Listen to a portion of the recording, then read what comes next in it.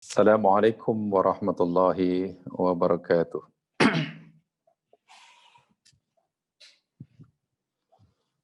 Innal hamdalillah nahmaduhu nasta'inuhu wa natubu ilaihi wa nastaghfiruh.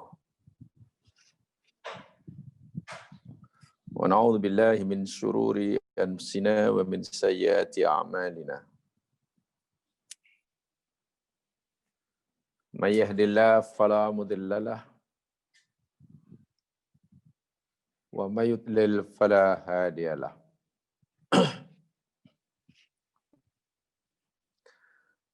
Asyhadu an la ilaha illallah wahdahu la syarika lah, asyhadu anna Muhammadan abduhu wa rasuluh.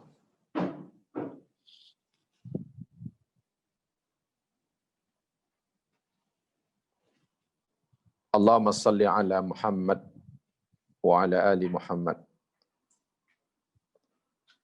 kama sallaita ala Ibrahim wa ala ali Ibrahim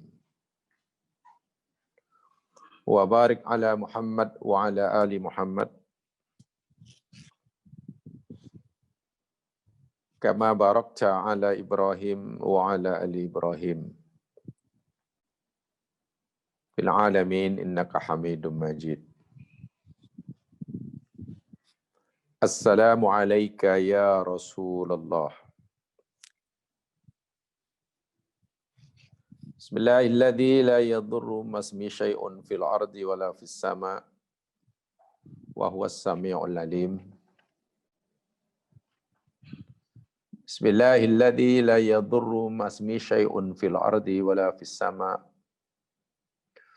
wa huwas sami'ul alim.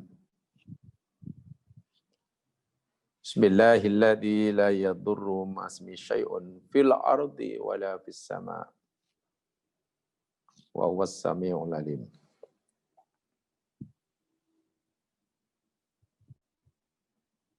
Allahumma inna na'udzubika minal barasi wal jununi wal judam wa min sayyi'il asqam. Allahumma ahfadna wa sallimna min masa'ibid dunya wa min masa'ibid din. Allahumma rabbana ij'al ma qadaita lana kaffaratan lidhunubina wa rafi'atan lidarajatina. Allahumma ij'alna bi ni'maika syakirin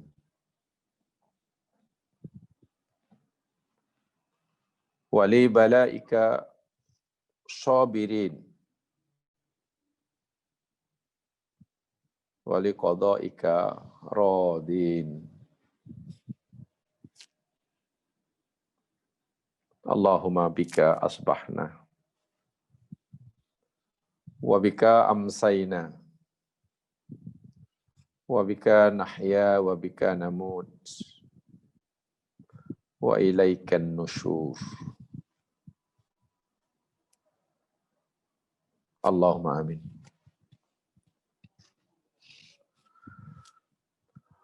Para pendengar jamaah yang dirahmati Allah sekalian, dipanjatkan doa semoga Allah Subhanahu wa taala sentiasa memberikan kita kekuatan iman, Islam dan ihsan. Agar Allah sentiasa meletakkan dalam hati kita masing-masing sikap husnudzon, berbaik sangka kepada Allah Subhanahu wa taala ke atas apa saja yang Dia kehendaki berlaku terhadap diri kita.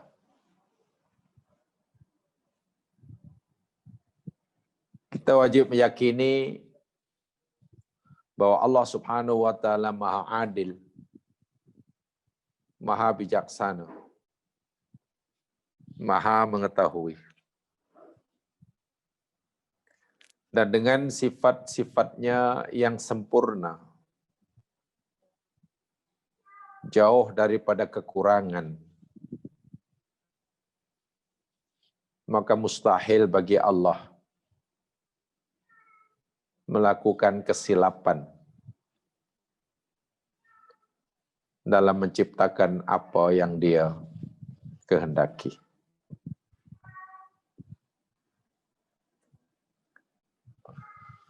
Tinggal lagi bagi kita yang terpenting ialah berusaha untuk menjadi hamba-Nya yang patuh kepadanya.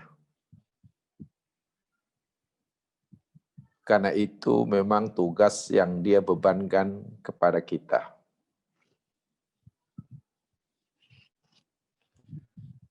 Kita tidak perlu campur tangan, risau tentang apa yang Allah hendak takdirkan ke atas diri kita. Yang Dia hendak timpakan, berikan kepada kita. Dikabulkankah hajat kita? Atau sebaliknya?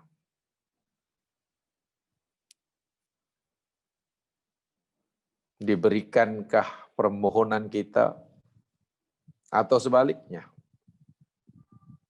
Itu 100% adalah hak mutlak Allah Subhanahu wa taala.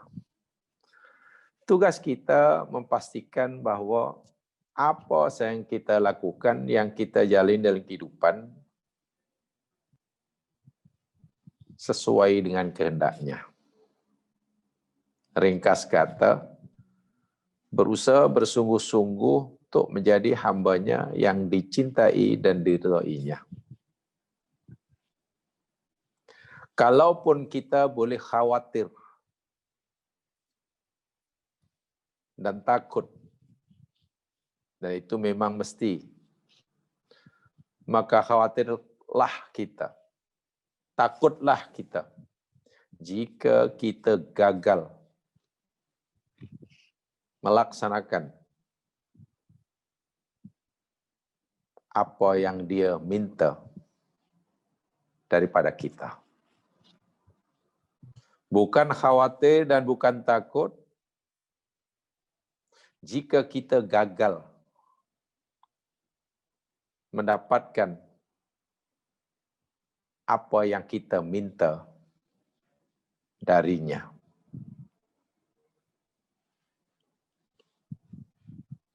Permintaan kita kepada Allah kaitan dengan urusan-urusan duniawi, itu urusan Dia. Itu hak Dia. Kewajiban kita hanya memastikan bagaimana kita ingin menjadi hamba-Nya yang diridhoi dan dicintai. Itu saja.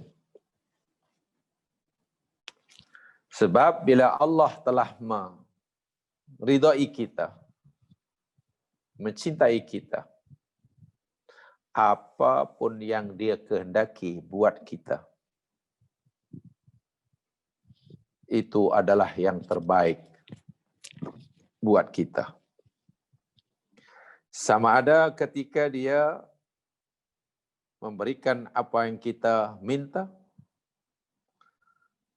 atau ketika Dia tidak mengabulkan apa yang kita pohon daripadanya. Mudah-mudahan pemahaman seperti ini sentiasa kita pegangi dalam kehidupan. Agar supaya kehidupan kita semakin bernilai dalam pandangan Allah Subhanahu wa ta'ala. Ya sekalian, Pagi hari ini kita akan teruskan tadabbur kita surah Yunus. Kita buka Qur'annya dan kita akan pelajari ayat yang ke-71. Ayat yang ke-71.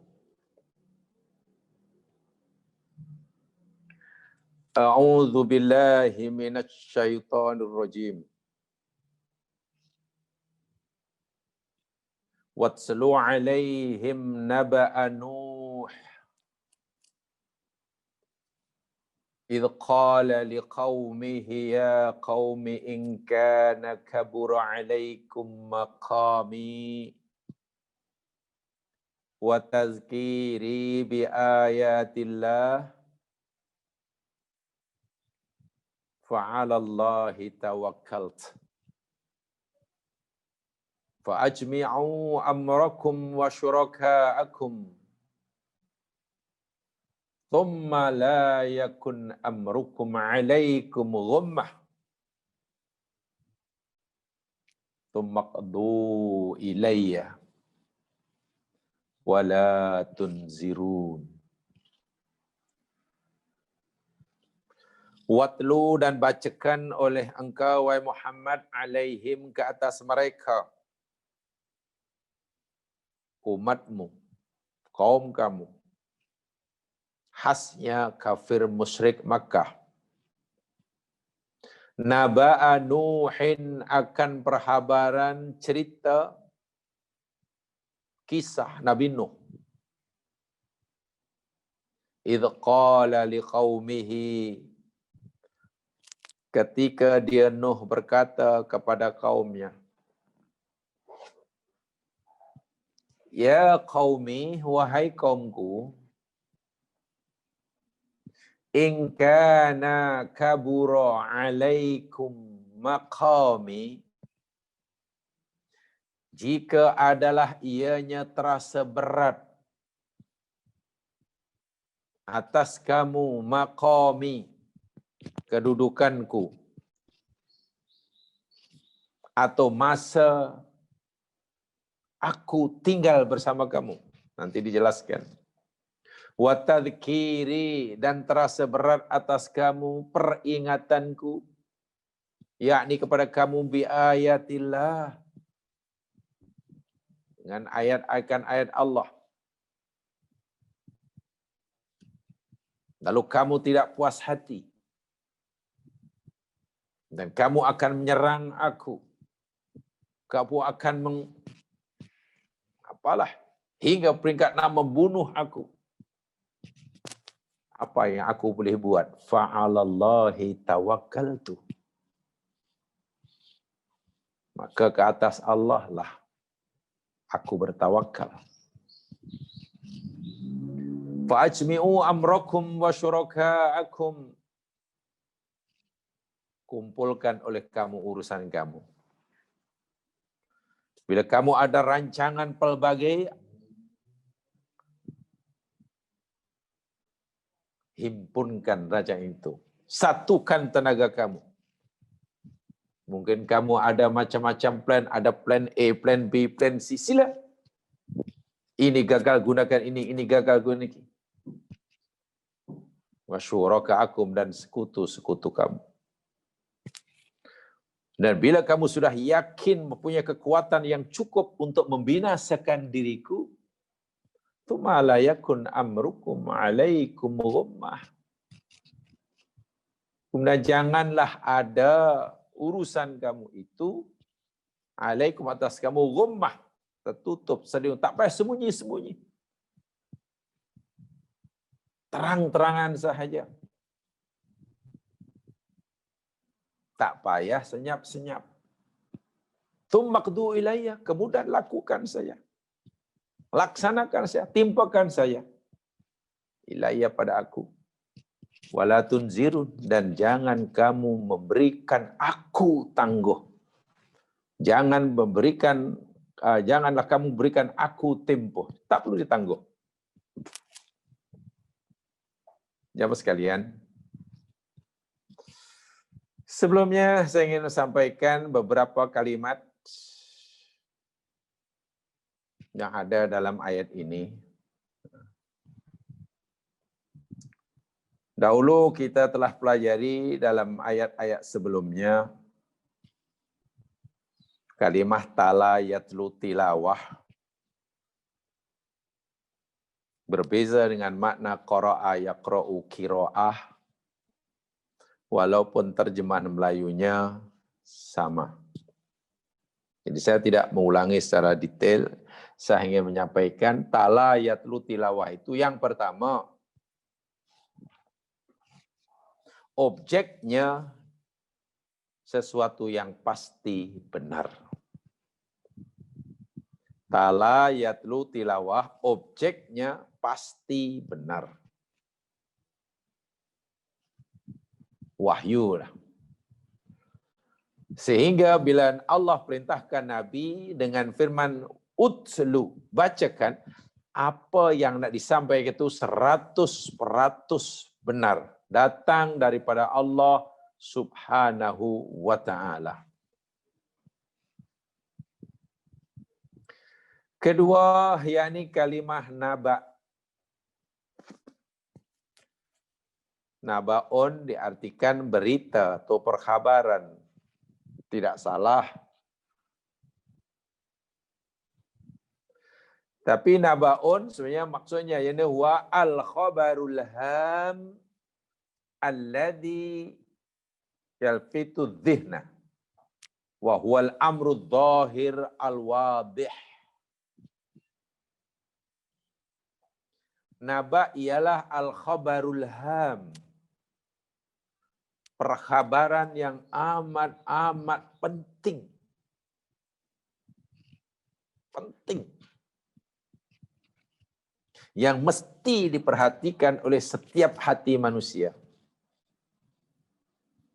Al-amru dhahir al-wadih, perkara yang sangat nyata lagi terang.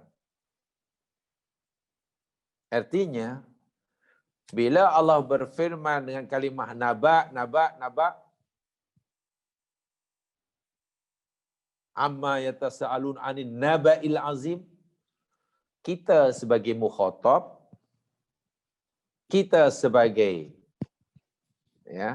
audience, hati kita hendaklah kita tumpukan kepada apa yang nak disampaikan itu. Bukan hanya dengan mata kita melihat, bukan hanya dengan telinga kita, telinga fizikal ni, tapi dah gunakan mata dan telinga hati. Karena itu suatu yang sangat penting. Sangat penting. Jadi bukan hanya cerita biasa. Terusnya kalimah maqami. Maqam kalau terjemahan biasa maksudnya yakni kedudukan, kedudukanku, maqami. Tapi di dalam tafsir kebanyakannya yakni memahami maqami ai makani, tempatku. Maksudnya apa? Qiyami wa mukthi baina azhurikum. Maksud maqam ini yakni masa tinggalku bersama kamu. Begitu. Nabi Nuh alaihissalam tinggal bersama kaumnya sehingga akhirnya kaumnya dibinasakan, berdakwah selama 950 tahun. Kemudian berlaku bencana, mereka dibinasakan. Yang selamat hanya yang beriman, yang menumpang kapal bersama Nabi Nuh.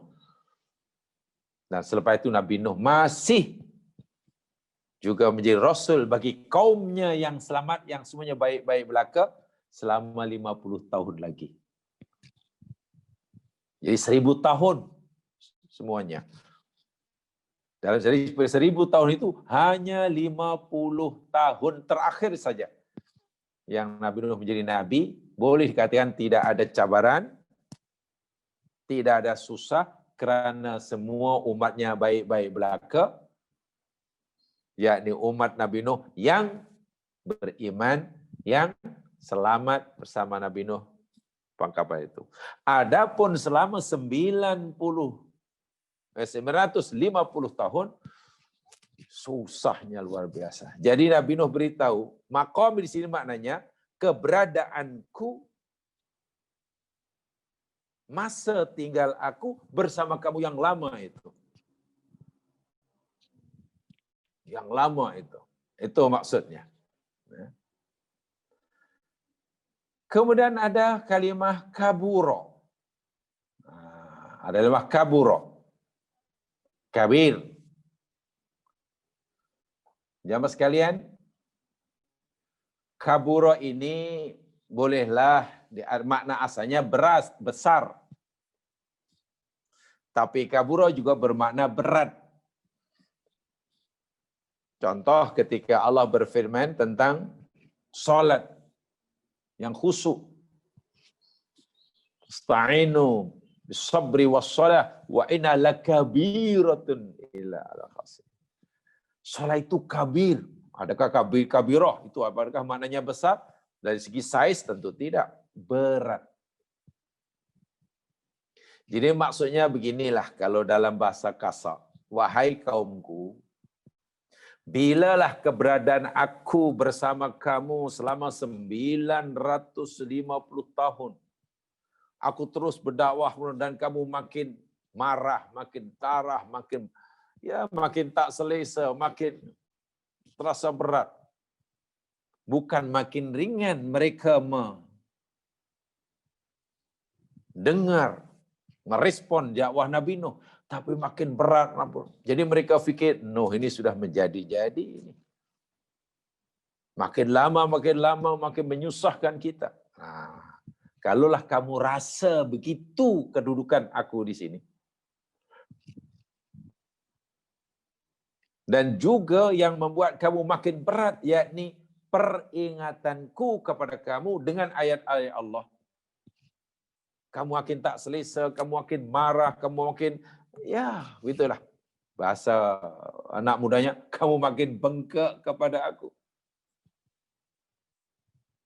Mereka dicabar oleh Nabi Nuh alaihissalam. Dicabar oleh Nabi Nuh alaihissalam. Sebab mereka bergandeng bahu, mengumpulkan segala tenaga, menghimpun segala tenaga, merancang segala usaha dan ikhtiar untuk membinasakan dirinya. Sila lakukan. Dan jangan sembunyi-sembunyi, jangan senyap-senyap, tak payah, terang tangan pun tak apa. Dicabar. Dan bila kamu sudah merasa yakin segala upaya kamu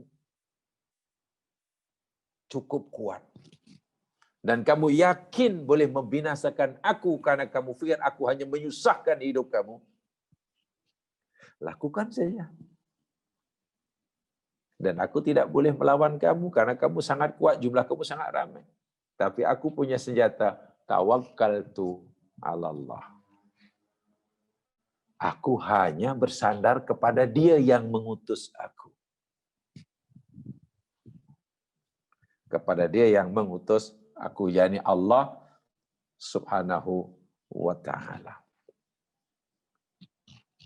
Jamaah sekalian, Nabi Nuh sebagaimana yang kita maklum, ia salah seorang Nabi Ulul Azmi. Jadi Nabi Ulul Azmi yang pertama itu kan Nabi Nuh. 2 Ibrahim. 3 Musa. 4 Isa. Alaihi salatu wassalam. Dan yang terakhir Nabi Muhammad sallallahu alaihi wasallam. Nabi yang punya semangat kesabaran yang luar biasa. Itu Nuh. Tengok sajalah masa berdakwahnya sangat lama sekali. Sangat lama. Dia seorang yang Nabi yang mempunyai dua sifat yang sempurna sekali. Dia seorang yang penyabar dan dia juga seorang yang syakur. Jamaah sekalian, Nabi Nuh, saya ulangi, Nabi yang mempunyai sifat yang lengkap diiktiraf oleh Allah. Dia seorang Nabi yang penyabar, buktinya begitu lama berdakwah, dan syakur. Sementara orang yang bersyukur itu sangat sedikit, kata Allah. Tapi Allah telah mengiktiraf kesyukuran Nabi Nuh terhadapnya. Dan itu dinyata oleh Allah dalam surah Al-Isra. Itu dinyata oleh Allah dalam surah Al-Isra. Ayat yang ketiga. Dalam surah Al-Isra ayat yang ketiga, kalau tidak salah, itu di penghujung itu Allah berfirman, innahu kana abdan syakura. Innahu kana abdan syakura. Sesungguhnya dia itu Nuh, kana adalah Nuh, abdan seorang hamba, syakuron yang bersyukur. Masya Allah. Jadi Nuh itu Nabi yang lengkap. Sabar dan juga syakur. Sedangkan dahulu Ustaz nyatakan ibarat kita mendayung kapal, sampan, kanan dan kiri, untuk sampai ke destinasi, maka hidup untuk kita dapat mencapai destinasi, ada sabar, ada syukur. Kan tidak ada sebab lain. Sabar, syukur, sabar, syukur. Kalau tidak sabar, ya syukur. Kalau tidak syukur, ya sabar. Itu Nabi Nuh alaihissalam.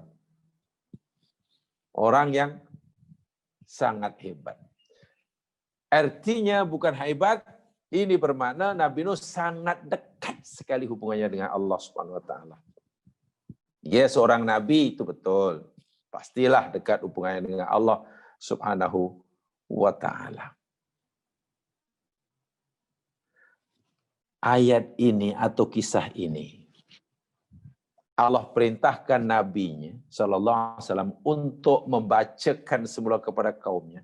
Karena memang ada kesamaan, ada kemiripan antara Nabi Muhammad menghadapi kaumnya, antara Nabi Nuh menghadapi kaumnya dengan Nabi Muhammad SAW menghadapi kaumnya. Ada kemiripan. Sama-sama degil, sama-sama bukan sekadar tidak mau menerima, tapi juga melawan. Nabi Nuh kan hanya mengajak mereka kepada kebaikan. Tak mau sudah, kan sudah kita. Lagi pula tak memaksa. Nabi Muhammad menyeru umatnya kepada kebenaran. Jika mereka tak nak, sudah. Tidak diberi kuasa Allah untuk memaksa. Tapi peliknya, dalam mereka tak nak menerima ajaran Nabi, memusuhi Nabi pula. Tak nak sudah, kan gitu saja sebetulnya. Ibarat orang makan, ya. Orang lapar, kita ajak makan, dia tak mau, sama kita kasihan. Kasihanlah awak ni lapar, marilah makan. Kasihanlah awak ni sakit, marilah saya antar, saya berobat. Kita ajak dia berobat, kita nak rawat dia. Sebab kita tahu dia sakit. Dia tak nak sudahlah, dia yang susah. Sepatutnya itu je lah. Dia tak nak, melawan kita pula. Subhanallah. Betul-betul perangai kaum Nabi Nuh, Nabi Muhammad SAW sama dengan itu. Walhal tadi saya katakan, jika mereka menolak ajaran Nabi, Nabi tidak diberi kuasa oleh Allah untuk memaksa mereka. Sebab tugas Nabi hanya balagul mubin, balagul mubin, balagul mubin. Menyampaikan risalah Allah dan menjelaskan, menerangkan apa namanya ayat-ayat Allah itu. Menerangkan ayat-ayat Allah tersebut. Nah, disinilah kehebatan Nabi Nuh alaihissalam, yakni Nabi Nuh sedar sungguh. Dia mengatakan, jika keberadaan aku yang sudah begitu lama membuat kamu makin marah, makin susah kamu fikir, makin berat kamu menerima peringatan aku. Peringatan aku kamu rasa makin berat. Ya, kumpulkan sajalah segala ikhtiar, usaha untuk membinasakan aku. Dan bila kamu telah kumpulkan segala tenaga ini, ya sudah, timpakan saja kepada aku. Timpakan saja kepada aku. Jemaah sekalian, itu secara umumnya. Rasa berat. Ya. Berat di sini maksudnya itu tadilah, ana ulaikal kuffar, ay annahu alaihi salatu wassalam makatha fihim alfasanah illa khamsin aman. Keberadaan Nuh bersama mereka selama 950 tahun. Masa yang cukup lama, dan mereka merasa makin susah, makin susah, makin susah. Jemaah yang dirahmati Allah sekalian, ada beberapa cabaran yang diberikan oleh Nabi Nuh kepada mereka. Ada beberapa cabaran yang diberikan. Dan ini luar biasa ini. Cabaran yang pertama, yakni ajmi'u amrakum. Jika kamu tak puas hati dengan dakwahku, bila kamu merasa berat dengan peringatan aku, sudahlah. Apalagi sudah sangat lama. Sekarang ajmi'u amrakum. Ini pertama cabaran dia. Nabi Nuh bukannya takut, bukannya melarang. Kumpulkan, himpunkan segala urusan kamu. Kalau selama ini kamu belum punya perancangan yang matang, rancang matang-matang rancangan kamu. Apa plan kamu? Apa siasat kamu? Apa tipu daya kamu? Terima semua idea, cadangan masuk. Yang keduanya, dan bila kamu punya niat, punya hajat untuk melawan aku, menyerang aku, bahkan membinasakan diri ini, jangan senyap-senyap. Tak perlu senyap-senyap. Tak perlu kamu menyembunyikan racamu untuk daripada pengetahuan aku. Itu yang kedua. La yakun amrukum alaikum ghummah. Dicabar. Dan yang ketiga, thumma qadu ilayya. Bila kamu sudah yakin, persiapan matang, kekuatan cukup besar, uqdu ilayya. Laksanakan saja. Cita-cita kamu, usaha kamu, apa rencanamu, lakukan saja. Dan ditegaskan lagi yang keempat, la tunziruni, jangan kamu beri aku tangguh. Jangan tangguhkan, jangan lambat-lambatkan, sudah, sekarang juga. Ini kan keberanian yang luar biasa. Ini keberanian yang luar biasa. Pertanyaannya, dari mana Nabi Nuh alaihissalam mendapatkan kekuatan, keberanian yang luar biasa ini? Dia bukan berhadapan dengan seorang, bukan berhadapan dengan satu kampung, hanya berorang. Dia berhadapan dengan seluruh kaumnya. Dan kaumnya kuat-kuat, Dan kaunya punya kekuatan yang tidak dinafi. Senjata Nabi Nuh satu sahaja. Ini yang patut kita contohi. Berhadapan kepada kekuatan yang dahsyat tapi batil, ya mas sekalian. Kita berada di pihak yang benar. Berhadapan dengan kebatilan walaupun jumlahnya sangat besar dan kita nampaknya tidak ada daya untuk melawannya, apalagi mengalahkannya. Kita masih punya senjata yang sangat kuat yang tidak ada siapapun yang boleh mengalahkannya. Apa dia? Tawakkaltu 'alallah. Hasbiyallah wa ni'mal wakil. Menjadikan Allah sebagai wakil, pelindung. Sekuat apapun kekuatan makhluk, sehebat manapun tipu daya makhluk, semua itu yakni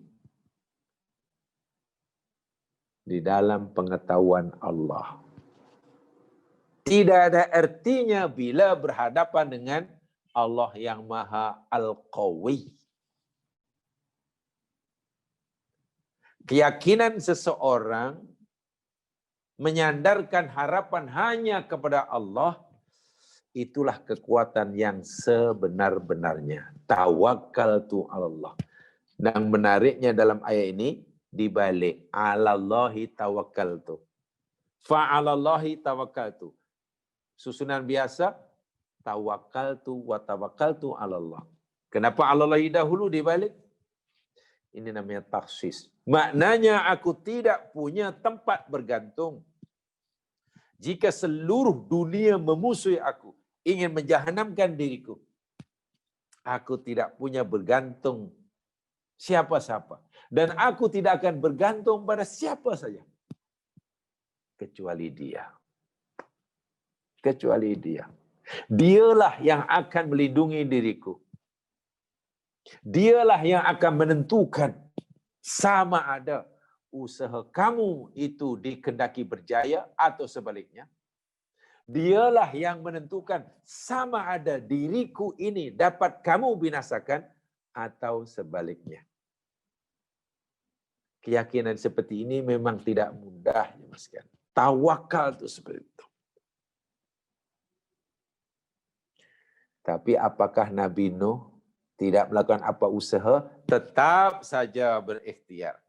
Sebab itulah ketika Nabi Nuh berdoa pada Allah Subhanahu wa taala, Nabi Nuh suruh ikhtiar. Nabi Nuh, tak kau ikhtiar juga.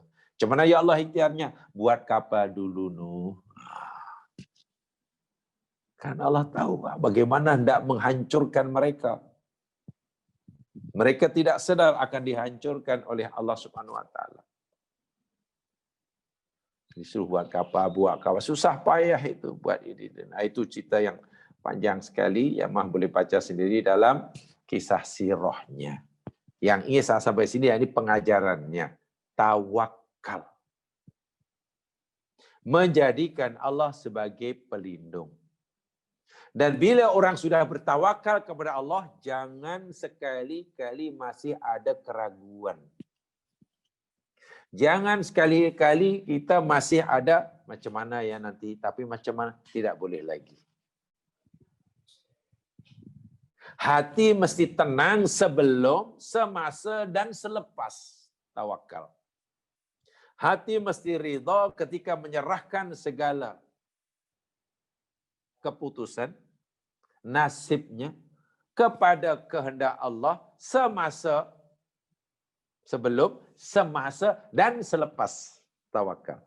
Jangan kita hanya ridha semasa sebelum bertawakal atau semasa tawakal, tapi tidak puas hati selepas Allah berikan kita keputusan berbeza dengan apa yang kita hendaki. Itu bukan tawakal namanya.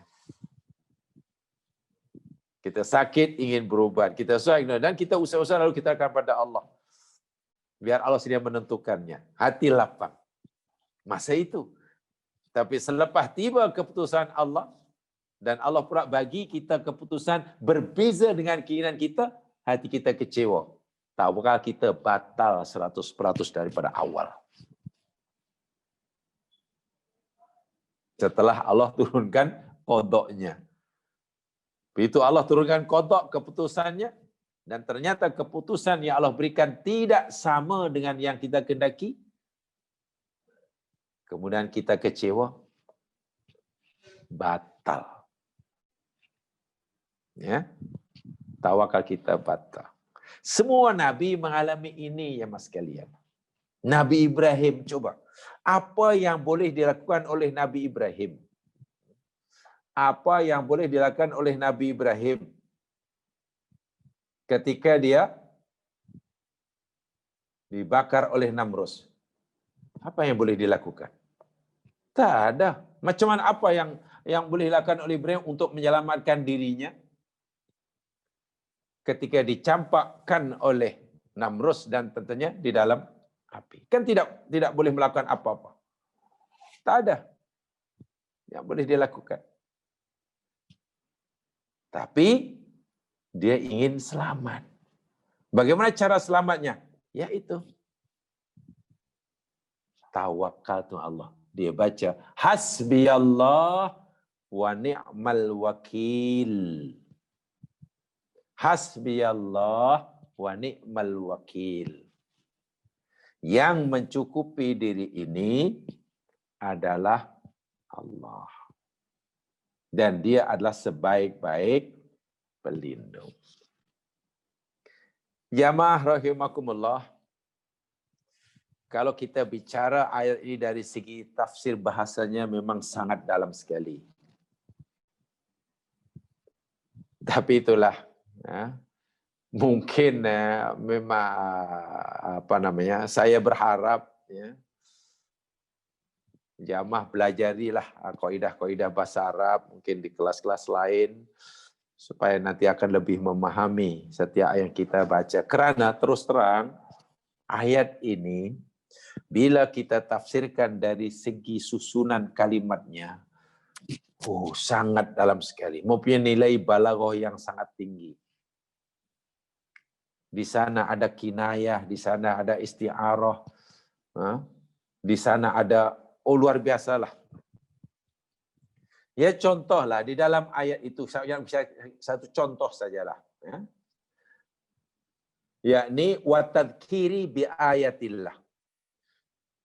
Jadi dalam ayat ini banyak sekali penguat-penguat ya mas sekalian. Watadhkiri bi ayatillah. Dan peringatanku dengan ayat-ayat Allah. Mungkin kita artikan gitu ya. Dan peringatanku dengan ayat-ayat Allah. Ya tidak salahlah terjemahan seperti itu. Tapi maksud ayat ini tidak begitu. Maksud ayat ini ya ini kita kena tahu apa makna ba di situ. Ba dalam kalimah bi ayatillah, bi. Ba dalam bi ayatillah itu jamaah sekalian. Cuma faedahnya untuk ta'kidu ta'diyatil masdar. Tengok. Untuk menguatkan fi'il muta'addi tadhkiri. Tadhkiri itu masdar daripada dzakkara yudzakiru tadhkir. Itu fi'il muta'addi. Dzakkara maknanya memberi peringatan, memperingatkan.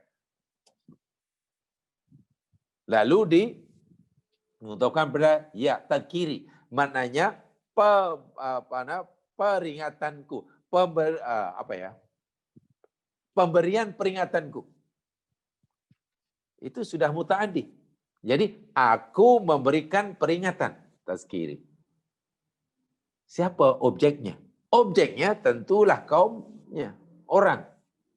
Jadi seakan-akan Nabi Nuh berkata, aku memberi peringatan ini kepada kamu. Kamu itu objek yang pertama. Bi ayatilah, akan ayat Allah.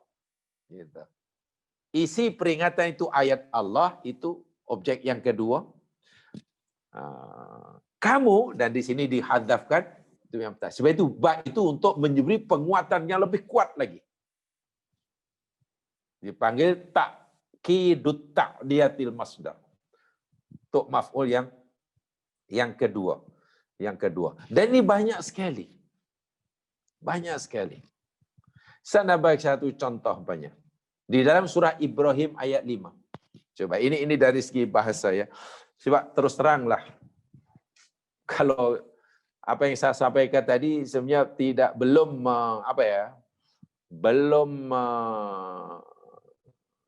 mencakupi ya, tafsir dari segi bahasanya. Sekarang saya coba tunjukkan sedikit saja. Lihat dalam surah Ibrahim ayat 5. Itu ada persamaan itu.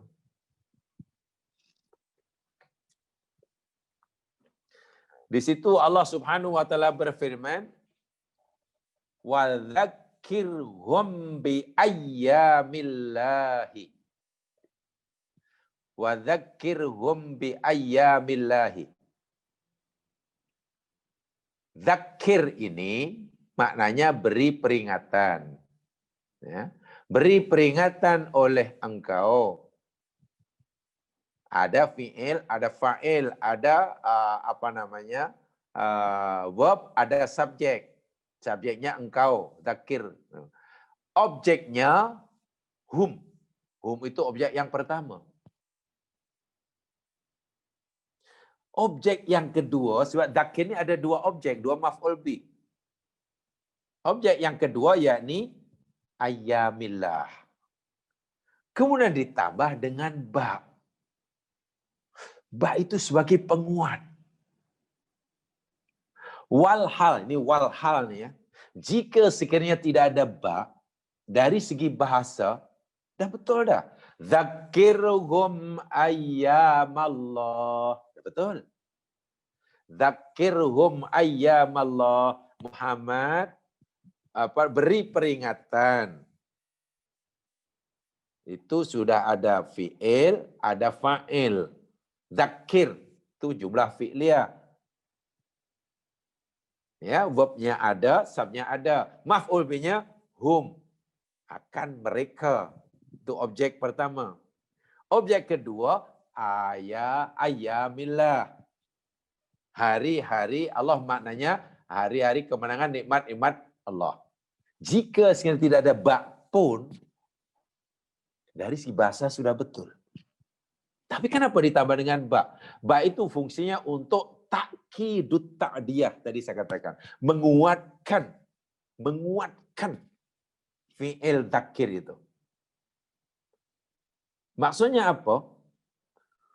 Peringatan Nabi kepada kaumnya supaya mereka ini sentiasa mengingati nikmat-nikmat Allah, itu perkara yang sangat-sangat penting. Jangan sampai kita ini melupakan akan nikmat Allah.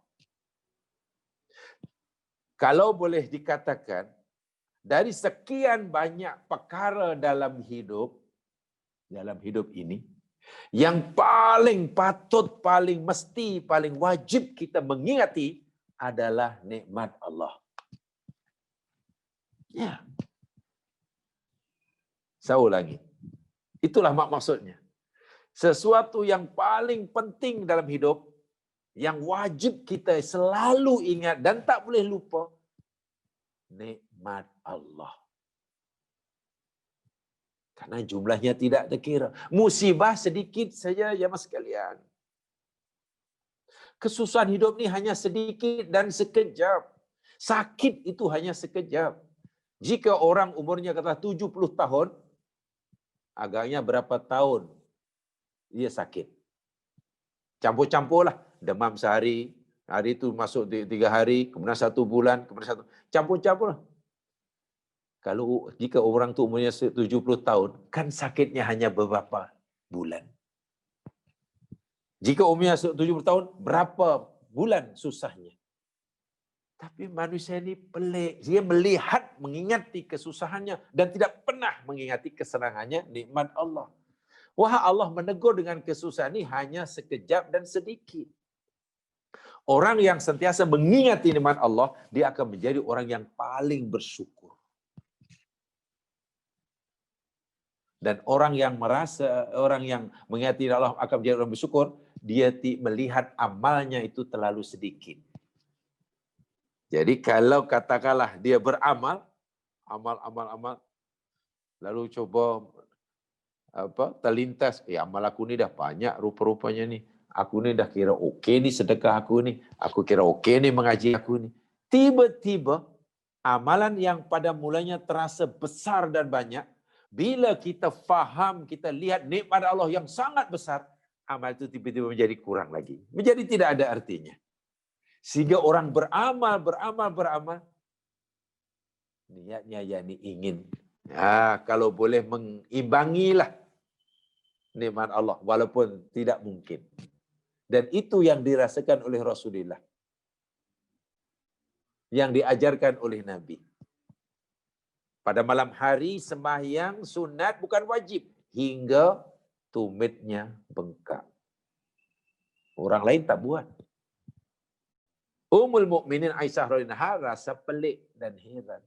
Kenapa sanggup buat begitu ya Rasul? Jika engkau ada dosa pun, dosa engkau dah diampun. Jika apa ya? Kalaupun ada dosa, dosa ni dah diampun. Kenapa buat begitu? Lalu buat apa? Afala akuna abdan syakura.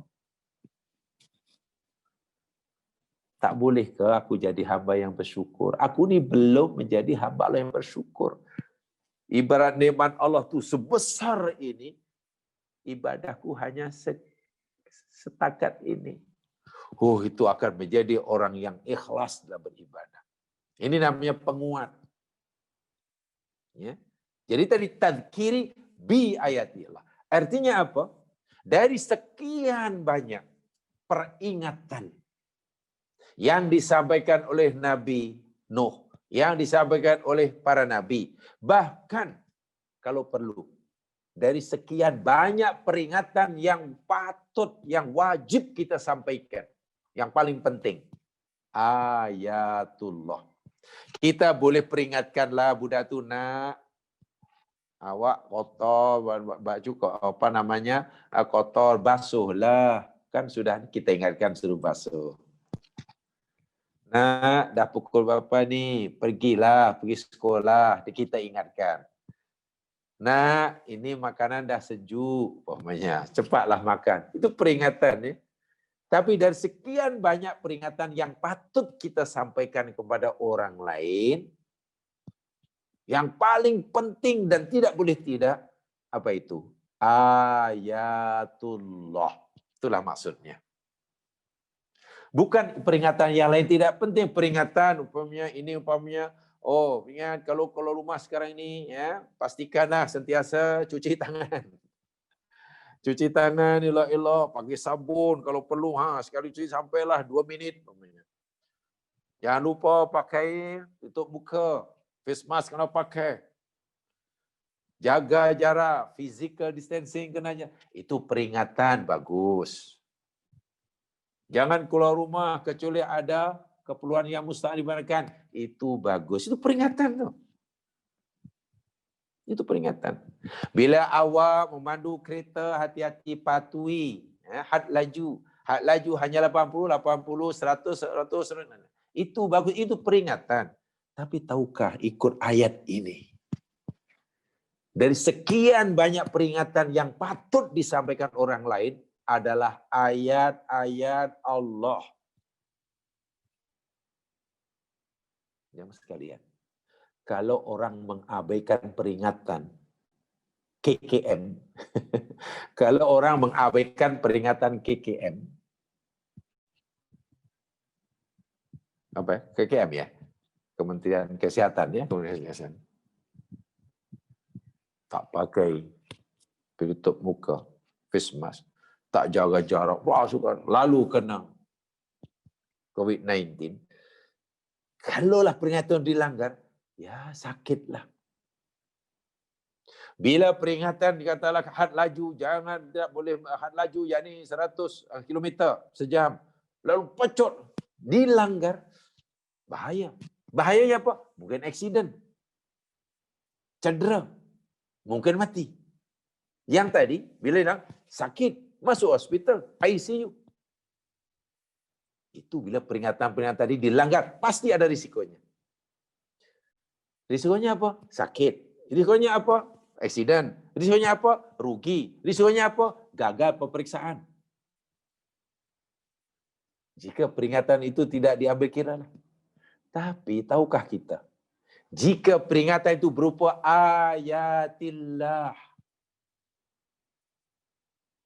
Ayat-ayat Allah. Perintah dan larangannya. Dan Quran ini kan ayat Allah semuanya ya. Bila peringatan ini diabaikan, orang bukan hanya aksiden, orang bukan hanya kehilangan barang, orang bukan hanya sakit. Wal'iyadu billah, bila peringatan Allah diabaikan, akibatnya neraka. So itu Allah Subhanahu wa taala letakkan ba. Ba itu membawa maksud sebetulnya. Sejauh itu. Tak dalam bahasa Arabnya takkidut ta'diyah. Menguatkan fi'il muta'addi. Ba itu sendiri sebenarnya ada namanya ba ta'diyah. Contoh ya. Kadzaba. Kadzaba maknanya berdusta.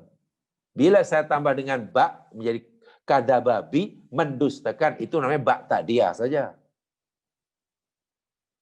Ba ditambahkan pada ba yang ditambahkan pada fi'il lazim itu namanya ba ta'diyah. Tapi bila ba ditambahkan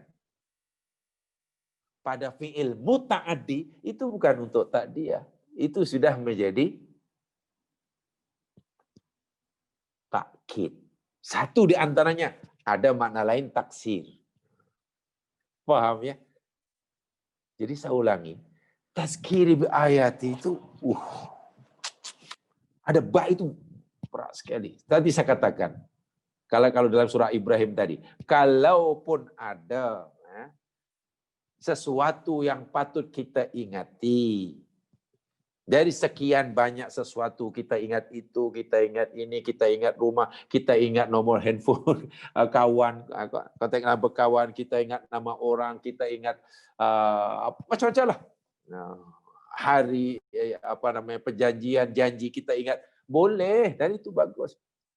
Tapi daripada sekian banyak perkara yang patut kita ingat, yang mesti kita ingat, wajib kita ingat apa dia? Ayyamillah, nikmat-nikmat Allah.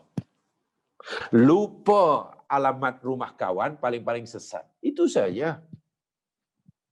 Lupa umpamanya kontak number kawan, ya kita tak boleh berhubung dengannya. Itu saja. Lupa yang kita berjanji dengan kawan, kata nak jumpa, ya akhirnya terlepas peluang lah. Pasal kawan tu katalah, okey you datang ni kalau you nak sangat. Kalau you ingat peluang pekerjaan, datang besok. Lupa pula, paling-paling terlepas pekerjaan. Tapi bila kita lupa nikmat Allah, subhanallah, kita akan menjadi orang yang gagal bersyukur. Contohnya itu namanya takkidut ta'diyah. Sekarang saya bagi contoh lagi. Yang untuk supaya kita faham. So, ya, kaidahnya mudah ya. Ada huruf ba. Bila ba ini ditambahkan kepada fi'il lazim. Ba itu namanya ba ta'diyah.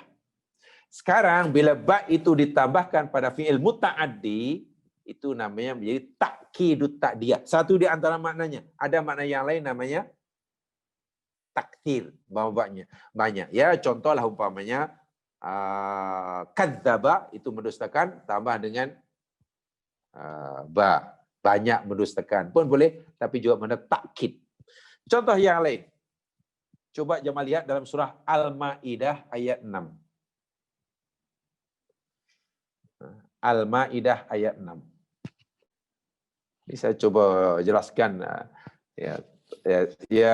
Saya merasa perlu jugalah untuk menjelaskan, mentafsirkan dari segi kalimatnya.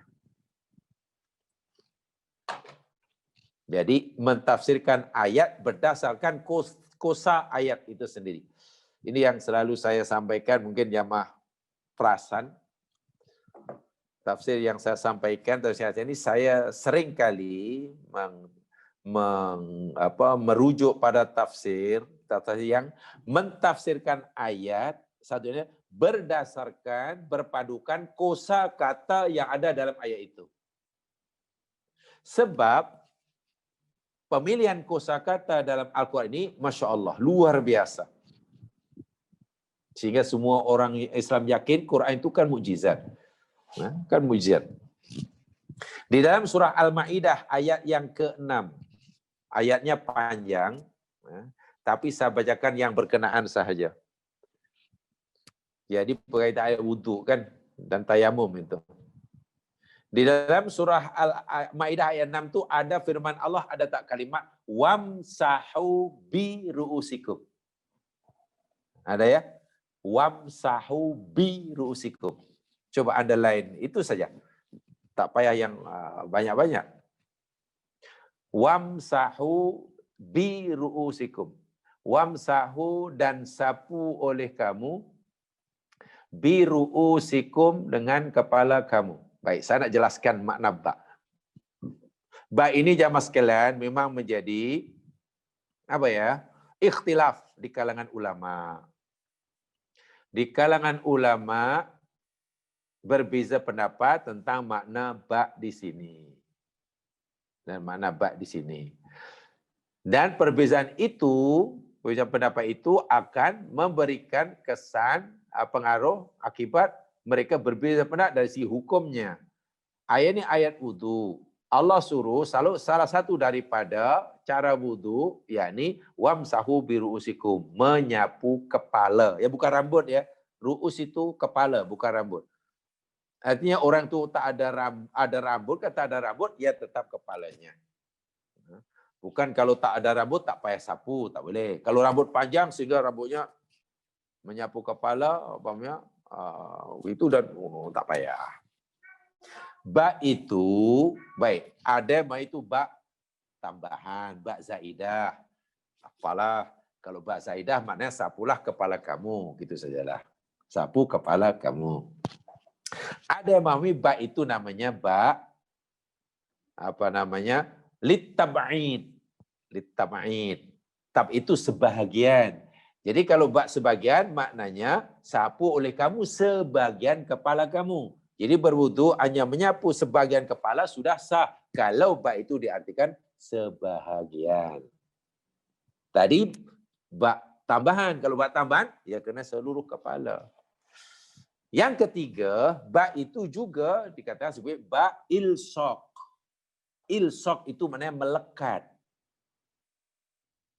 Artinya apa? Bila kita menyapu kepala, tangan kita basah dengan air, lalu tangan kita lekatkan di kepala. Itu namanya ilsaq. Melekat, lalu kita melekat itu namanya ilsaq. Sebab itu tak boleh spray. Tak boleh spray macam tu. Tak boleh. Basuh kepala wuduk spray.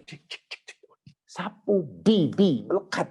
Ba itu mana ba melekat, ba ilsaq. Baik, yang ini saya sampaikan ba nomor 4 ini. Ya, tadi ada ba zaidah, ada ba tab'id. Baik, so yang keempat itu. Ini namanya ta'kidut ta'diyah.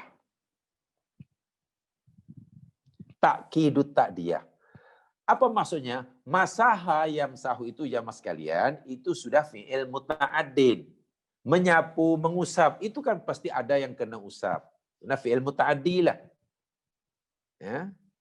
Sudah menjadi fi'il transitif. Ya. Fi'il yang muta'addin. Jika, saya ulangi, jika tidak ada ba pun sudah betul. Kata wamsahu ru'usakum. Tak salah. Dari segi nahwu tak salah.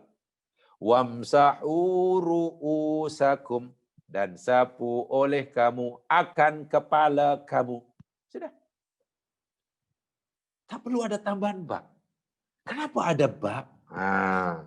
Berkaitan dengan yang kita pelajari hari ini, ba itu juga sebagai ta'kidut ta'diyah. Menguatkan fi'il muta'addi wamsahu itu. Jadi, wamsahu muta'addi lebih kuat maknanya dengan adanya ba. Artinya kalau kita menyapu kepala itu jangan cincai. Sehingga Nabi bagi contoh begini.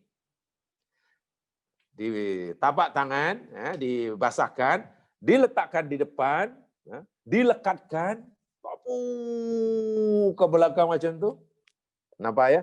Tarik ke belakang, tarik ke depan, tarik ke belakang hingga kofa itu tengkuk, tarik semula ke depan. Betul-betul begitu. Jadi bukan cincin. Itu maknanya takkid itu. Jadi sayang sekali orang wudu kemudian hanya dibuka, minta maaf. Hanya begini, ditambah gini. Itu bukan ba itu. Itu tidak mengamalkan ba.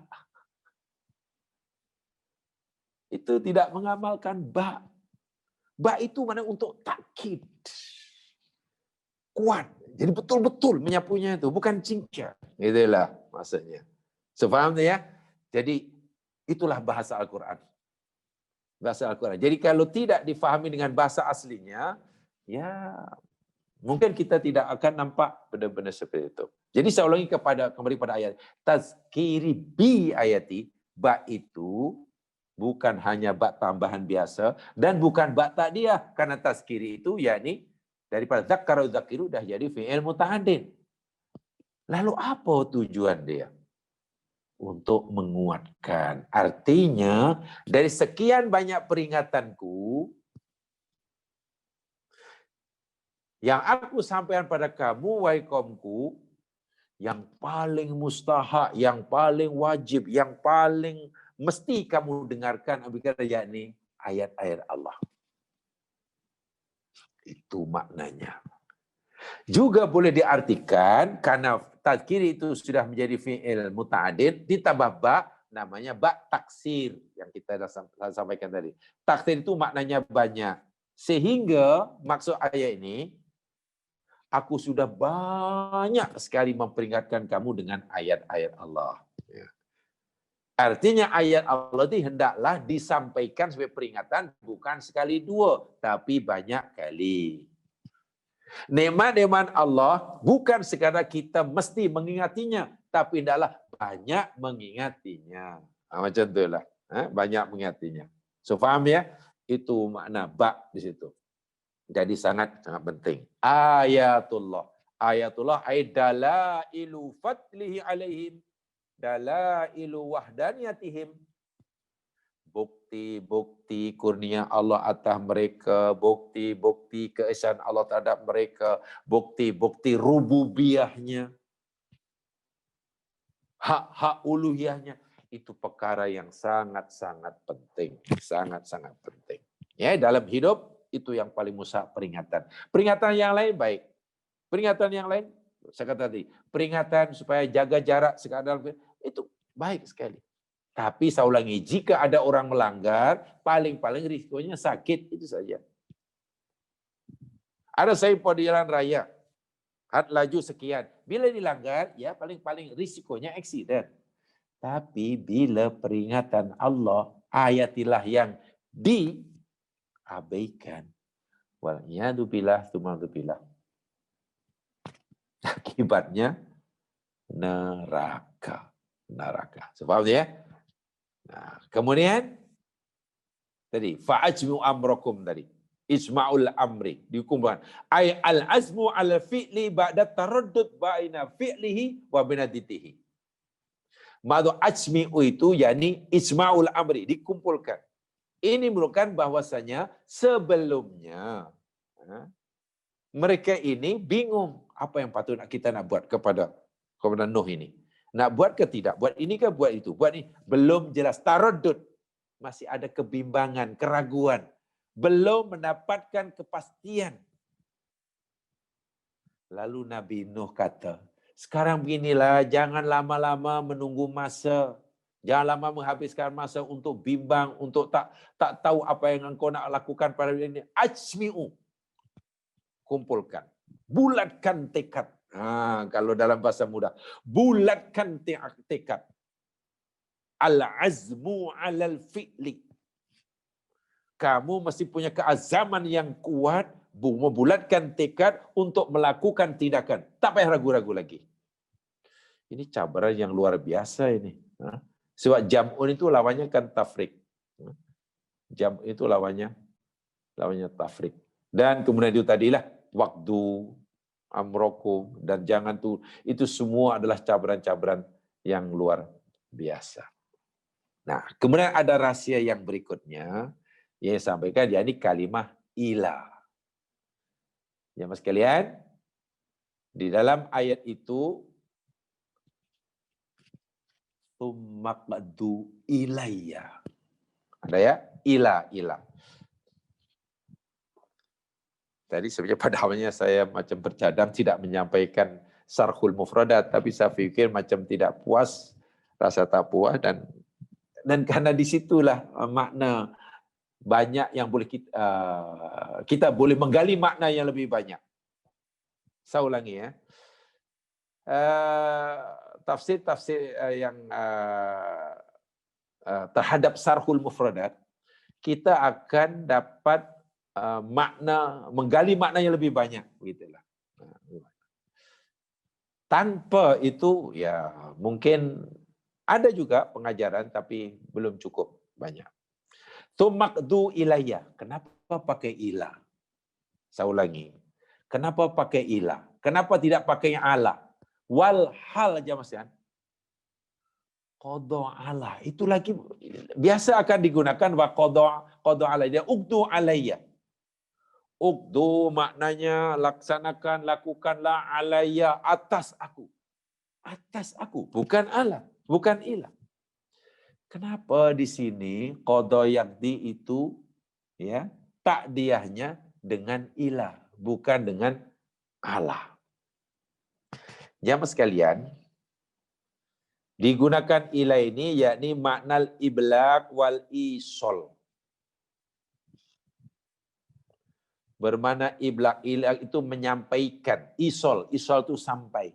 Artinya Nabi Nuh bukan sekadar mencabar mereka, ya, melakukan tindakan kepada dirinya, tapi Nabi Nuh bahkan suruh mereka pastikan usahanya itu berjaya. Ilah itu menimpa, mengena. Bukan hanya Allah. Kalau Allah kan hanya di atasnya. Kalau fumakdu alayya itu maknanya Nabi Nuh Nabi Nuh memberitahu pada mereka nanti kalau kamu nak timpakan apa-apa yang kamu nak lakukan pada aku, ya tak sampai pada aku lah. Ibarat kamu nak menyusahkan aku, kamu gagal lah. Bukan Nabi Nuh tidak bagi tahu awal-awal yang mereka akan gagal. Tidak. Bahkan Nabi Nuh, timpakan dan pastikan. Ibarat kamu melepaskan anak panah. Gitulah. Ibarat kamu tidak melepaskan anak panah, kamu tujukan pada aku, janganlah menyeleweng. Janganlah dia lalu atas kepalaku. Janganlah lalu sebelah kepala aku. Janganlah lalu sampai samping aku. Pastikan ilah. Terkena. Bila kamu nak jatuhkan sesuatu dari atas kepala aku, janganlah hanya berhenti benda itu atas kepala aku. Tapi pastikan ilah mengena. Oh, itu luar biasa itu. Ya. Luar biasa. Bila kamu baling batu kepada aku, janganlah batu itu jatuh hanya depan aku. 1 meter ke 2 meter. Pastikan batu itu kamu baling sekuat tenaga hingga menimpa, mengena diri aku. Itu mana ilah. Jadi mereka bahkan diberi harapan oleh Nabi Nuh. Ini luar biasa sekali. Luar biasa sekali. Bagaimana Nabi Nuh yang akan dijadikan mangsa oleh kaumnya. Nabi Nuh ajar pula, caranya begini, kalau kamu nak membinasakan aku, bersatu tenaga. Jangan ragu-ragu lagi. Susun baik-baik rancangan kamu. Lalu timpakan ilah, pastikan. Ibarat kamu punya peluru lah. Peluru berpandu. Jarak antara negara kamu dengan negara orang lain katakanlah 1000 kilometer. Janganlah buat peluru pandu yang boleh diluncurkan, dilancarkan hanya mencapai 700 kilometer. Gitu ya. Pastikan kalau 1000 sehingga betul-betul kena. Masya Allah. Jadi kalau dalam bahasa mudah, Nabi Nuh bukan malah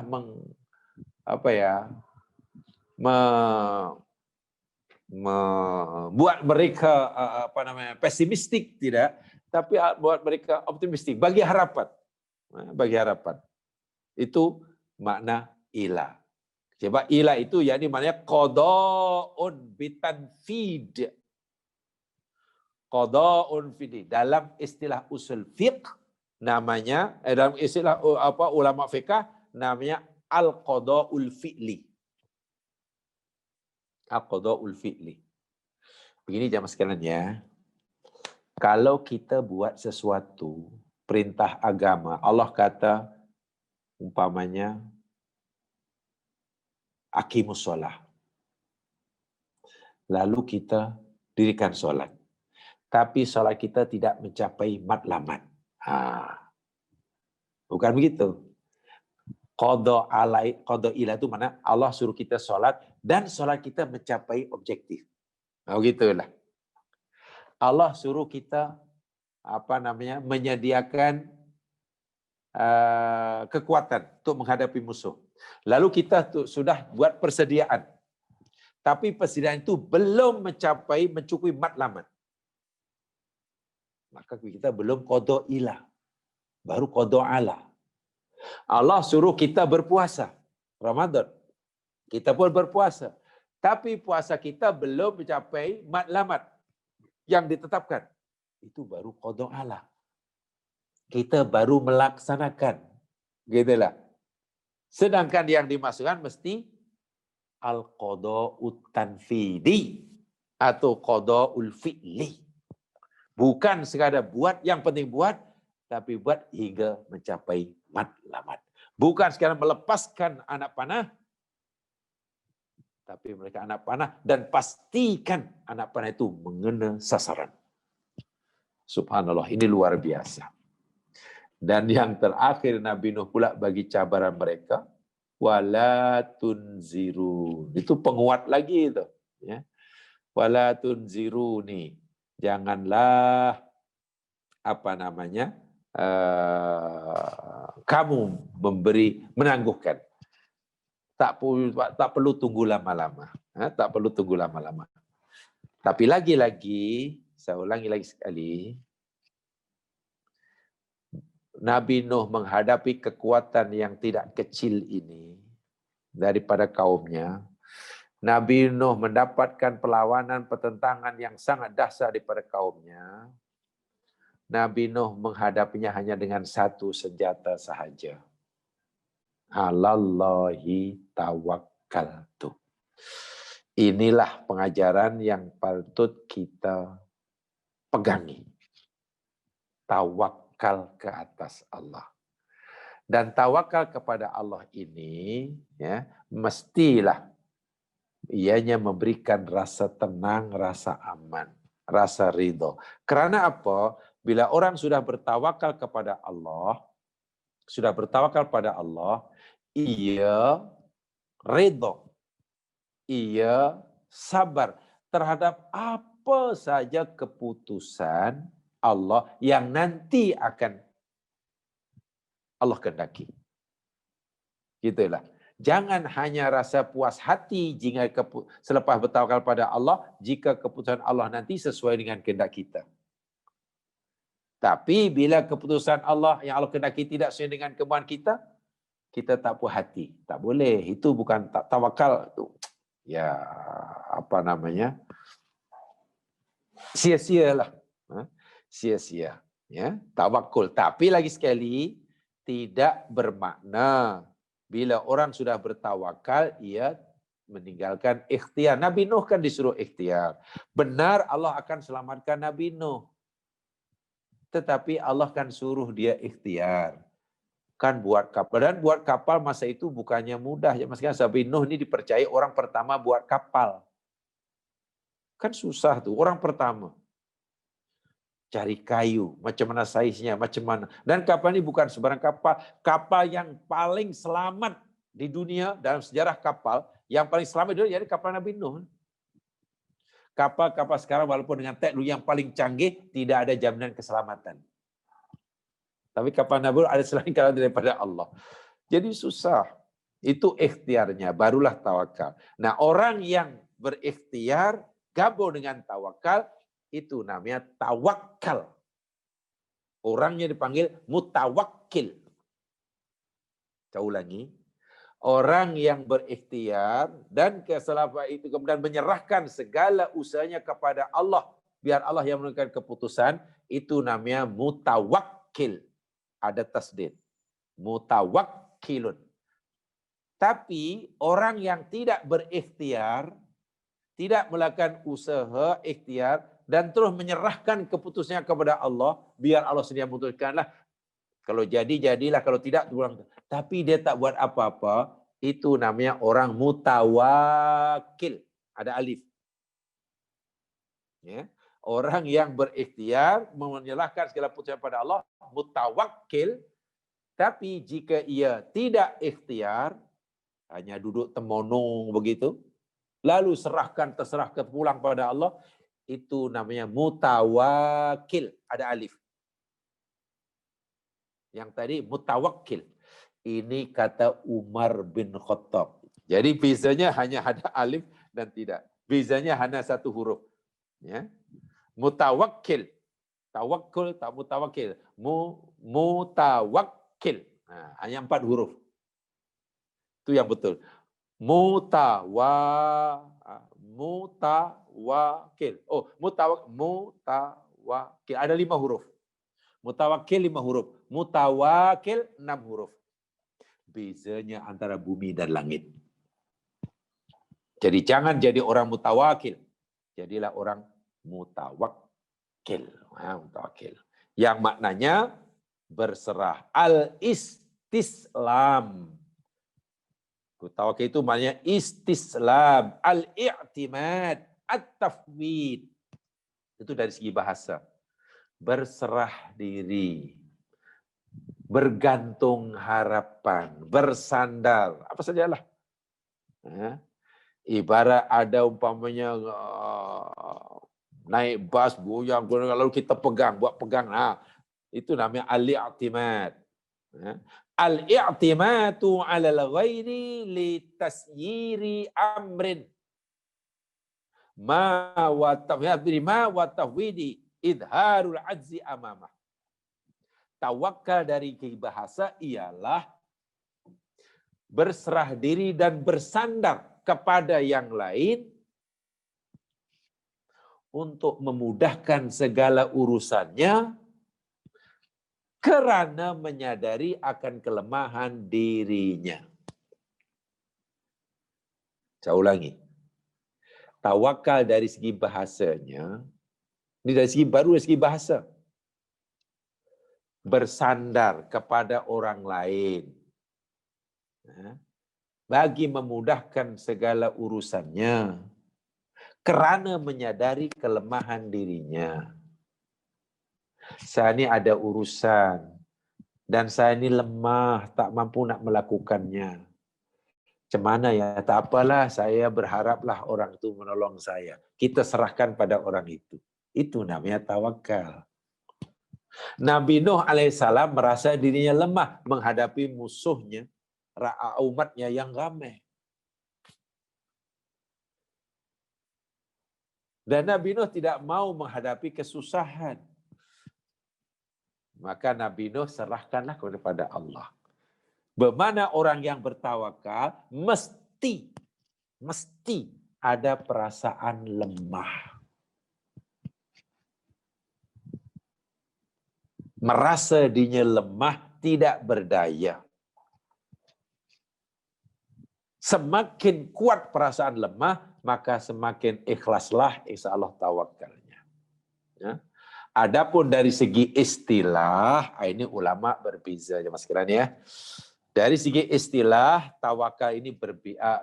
Makna istilahi, definisi tawakal ulama berbeza pendapat. Kenapa berbeza pendapat? Jamaah boleh rujuk dalam kitab ya Madarijus Salikin. Karena berkaitan dengan hati. Semua perbuatan yang berkaitan dengan hati ini biasanya ulama berbeza pendapat. Gitulah. Kan susah nak mentakrifkan apa yang dalam hati. apa dalam hati. Susah sekali. Hanya saja ya sebagai pemaham satu yang adalah contohnya definisi tawakal. Tawakal yakni sidqul i'timadi 'alallahi fi taisir umur. Menyandarkan segala urusan kepada Allah Subhanahu wa taala untuk memudahkan segala urusan.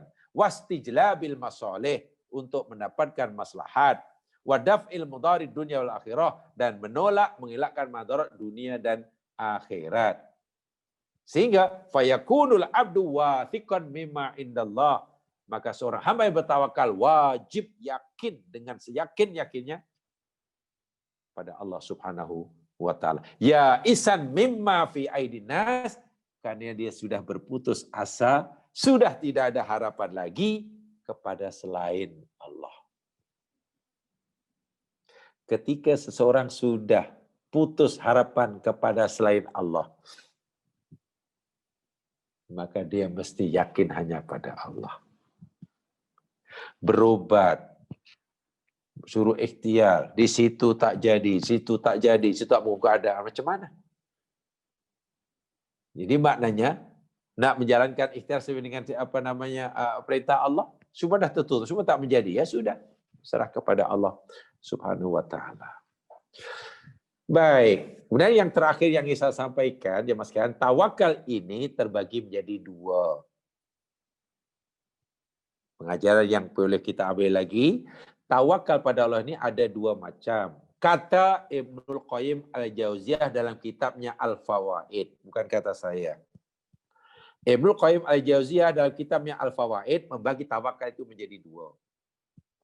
Satu namanya tawakkul ittirariyun. Tawakkul ittirari.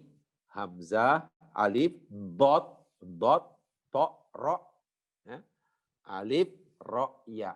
Tawakkal ittirari. Ittirari itu maknanya terpaksa. Yakni tawakal yang orang itu tidak perlu berikhtiar. Karena apa? Karena pintu ikhtiar sudah tertutup. Tawakalnya tiga orang terperangkap dalam gua. Itu ittirari. Apa usaha yang boleh dilakukan untuk menyelamatkan dirinya? Tak ada, sudah serah pada Allah. Tawakalnya Nabi Ibrahim AS ketika berada di campak dalam api. Apa yang boleh dilakukan oleh Ibrahim untuk menyelamatkan diri pada tak mati? Dibakar. Tak ada kan? Dia tidak pakai baju halis api. Maka terus kepada Allah SWT. Tawakalnya Nabi Yunus AS dalam perut ikan. Apa yang boleh dilakukan oleh Yunus untuk menyelamatkan diri pada perut ikan? Tak ada. Itu namanya tawakal ittirari. Yang kedua namanya tawakkul ikhtiyariyun. Tawakkulun ikhtiyariyun. Tawakal ikhtiyari. Ikhtiyari itu maknanya masih ada pilihan. Karena apa? Masih ada asbab-asbab. Masih ada pintu-pintu ikhtiar. Kita lapar, ingin kenyang. Nah, itu kena cari makan lah. Itu namanya tawakal ikhtiyari. Usaha dahulu. Kan ada makanan. Tak ada makanan kan cari. Kita sakit, berobat. Ya, macam itulah. Dan saya yakin bagi kita sehari-hari, dalam jalan kehidupan sehari, kita lebih banyak peluang untuk tawakal ikhtiyari. Malangnya orang sering menggunakan tawakal ittirari. Udahlah, namanya lah. Kalau ada, adalah. Tak ada, tak adalah. Wah, itu salah ya mas sekalian. Selagi masih ada pintu ikhtiar, kita mesti lakukan. Tawakal ikhtiyari. Itu penjelasannya boleh lihat lebih detail dalam kitab Al-Fawaid yang dikarang oleh Ibnu Qayyim Al-Jauziyah. Ya rahimakumullah. Nampaknya itu sahaja tafsir daripada Sarhul Mufradat atau tafsir berdasarkan kosakata yang dikatakan oleh Allah dalam ayat ini. Mudah-mudahan memberi manfaat pada saya yang menyampaikan. Alhamdulillah kalau dapat dikongsi bersama. Aqulu qouli hadza wa astaghfirullah li wa lakum. Mari kita mendengar bacaan tasbih kifarah. Subhanakallahumma wa bihamdika asyhadu an la ilaha illa anta astaghfiruka wa atubu ilaik. A'udzu billahi minasyaitonir rajim.